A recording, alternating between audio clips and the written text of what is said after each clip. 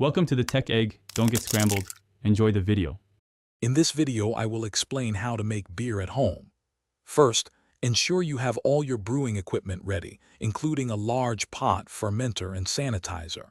Next, gather your four main ingredients: malt, hops, yeast, and water. Remember, cleanliness is paramount throughout the entire process to avoid contamination and ensure a delicious final product. Let's dive into the first step.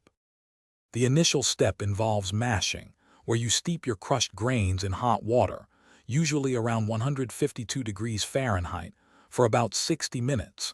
This process converts starches into fermentable sugars.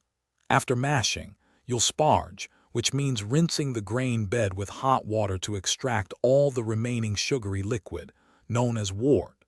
This liquid is the foundation of your beer.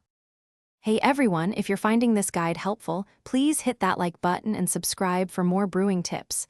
Quick recommendation: life's too short for a stinky car, grab Little Tree's Black Ice. It's a game changer for freshness, even after a long brew day. Check the description for the link and other great deals. Now, let's get back to the video. Next, you'll bring your wort to a vigorous boil for about 1 hour. This sanitizes the liquid and concentrates the sugars. Hops are added during the boil. Early additions provide bitterness, while later additions contribute aroma.